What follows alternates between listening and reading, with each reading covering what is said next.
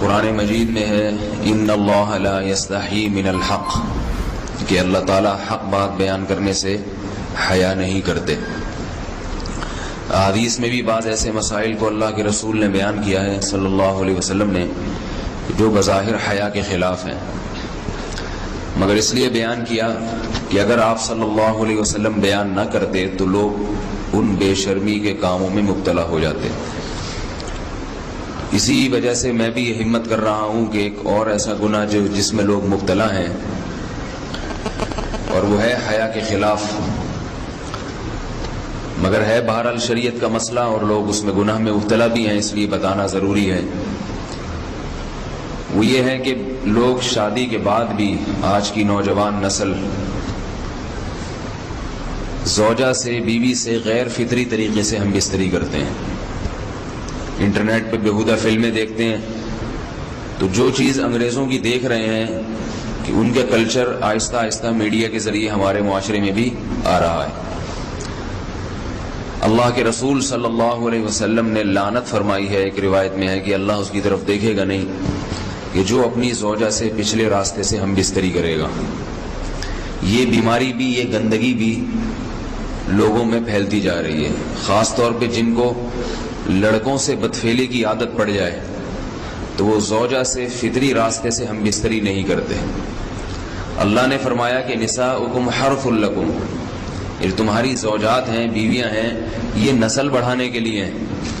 تو اسی راستے میں انسان اپنی خواہش کو پوری کر سکتا ہے جس راستے سے نسل بڑھتی ہے، اس کے علاوہ کسی اور راستے سے اپنی خواہش کو پورا کرنا یہ حرام ہے، گناہ کبیرہ ہے، گندگی ہے۔ ہمارے پاس کیسز آتے ہیں، ایک پاک دامن لڑکی کی شادی ہوتی ہے، لڑکا بھی بظاہر بڑا نیک، لیکن کیا ہے، لڑکا چونکہ ٹھرکی ہوتا ہے، شہوت کا درندہ ہوتا ہے، تو وہ یہ نہیں دیکھتا کہ میں اپنی بری خواہش مٹانے کے لیے میں اپنی زوجہ کو غیر فطری طریقے پر مجبور کیسے کر سکتا ہوں، تو مجبور کرتا ہے پھر اپنی بیوی کو۔ اس میں جو عورتیں زیادہ پاک دامن نہیں ہو، نیک نہ ہو، یا ان کو یہ ڈر ہو کہ طلاق ہو گئی تو ہم کہاں جائیں گے، وہ پھر اپنے شوہر کے ساتھ اسی غیر فطری طریقے پر آمادہ ہو جاتی ہیں، اور اس کا عذاب اور اس کا وبال یہ ہوتا ہے کہ کچھ دنوں میں ان کو بھی اسی کی لت پڑ جاتی ہے۔ انسان جب بھی کوئی غیر فطری راستہ اختیار کرتا ہے،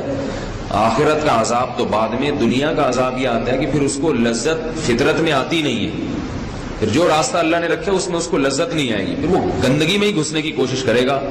اس کی بھی فطرت خراب ہو جاتی ہے، اور جس کے ساتھ یہ بدفعلی کی جائے اس کی بھی فطرت خراب ہو جاتی ہے،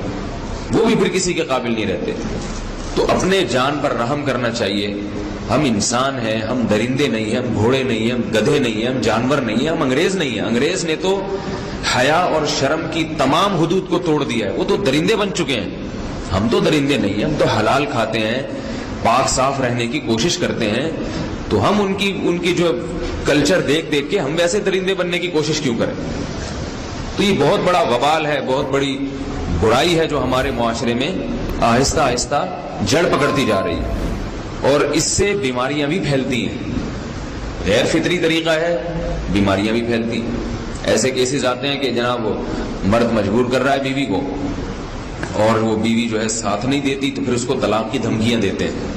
ایسے کیسز بھی آتے ہیں، اور یہ بھی آتا ہے کہ مرد جب اپنی بیوی کو غیر فطری طریقے پر مجبور کرتا ہے، بیوی آمادہ نہیں ہوتی، تو مرد پھر یہ دھمکی دیتا ہے کہ بھائی میری خواہش تو تم سے پوری ہوتی نہیں ہے، پھر میں دوسروں کے پاس جاؤں گا۔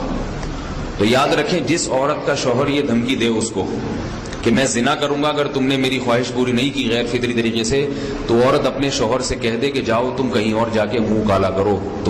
تمہاری فطرت میں گندگی ہے، تو یہ مجھے گندا بنانے کی کوشش نہ کرو، اس کو زنا کرنے دیں، وہ اللہ آخرت میں اس سے بھگتے گا۔ ہر بیماری کا اللہ نے علاج رکھا ہے۔ اللہ کے رسول صلی اللہ علیہ وسلم نے فرمایا، صحیح بخاری کی حدیث، ما انزل اللہ من داء الا انزل له دواء، کوئی بیماری ایسی نہیں ہے جو اللہ نے نازل کی ہو اور اس کے لیے دوا نہ رکھی ہو دنیا میں۔ تو اگر کسی کو ایسی لت پڑ گئی ہے غیر فطری کام کی، تو اس کو چاہیے کہ وہ اپنا علاج کرائے، ڈاکٹر سے بھی رابطہ کرے، اور سب سے بڑا علاج یہ ہے کہ کچھ وقت صبر کرے گا، چھوڑ دے گا کچھ عرصے کے لیے، تو خود بخود آہستہ آہستہ صحیح ہو جائے گا۔ ایک آدمی شراب کا عادی ہے، ایک علاج تو یہ کہ ڈاکٹروں سے رابطہ کرے، اور بہترین علاج کے چھوڑ دے. کتنے دن تڑپے گا؟ 1 دن 2 دن 3 دن 4 دن 1 ہفتہ 2 ہفتہ، بہت زیادہ سال ہو جائے گا نا، اس کے بعد خود بہت ٹھیک ہو جائے گا. سگریٹ کا عادی ہے، چھوڑ دے گا تو کتنے لوگ ہم نے دیکھے ہیں دن میں 20 سگریٹ پیتے تھے، چھوڑنے پر آئے تو بالکل ایک دم چھوڑ دی انہوں نے، آہستہ آہستہ کر کے چھوڑ دی، لیکن تکلیف ہوئی مگر عادی ہو گئے. تو اب کسی کو یہ لت پڑ گئی ہے غلط کام کی، برائی کی،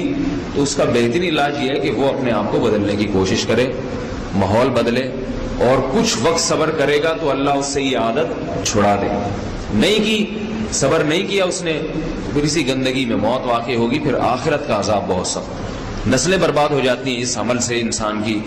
تو بات حیا کے خلاف ہے، مگر یہ کہ ایک بزرگ تھے وہ بات فرما رہے تھے، تو کسی نے پوچھا کہ حضرت آپ حیا کے خلاف بات کرتے ہیں، تو انہوں نے فرمایا تم بے حیائی کے کام نہیں چھوڑتے، ہم اس چھڑوانے کے لیے بات کریں تو ہم برے ہیں، اور تم کام کرو تو بھی برے نہیں. برائی کا کام کرنے میں برا نہیں بنتا، اور برائی کے خلاف بولنے والا برا بن جاتا ہے کہ دیکھو یہ کیسی باتیں کر رہے ہیں. تو بھائی باتیں ہیں اس لیے ہیں کہ یہ معاشرے میں یہ برائی پھیلتی چلی جا رہی ہے، اور یہ ہماری اپنا کلچر نہیں ہے، یہ امپورٹ ہو رہا ہے باہر سے، یہ امپورٹ ہو رہا ہے، یہ وہاں میڈیا کے ذریعے آ رہا ہے. تو وہ چیزیں دیکھا نہ کریں اور ان لوگوں سے دور رہا کریں.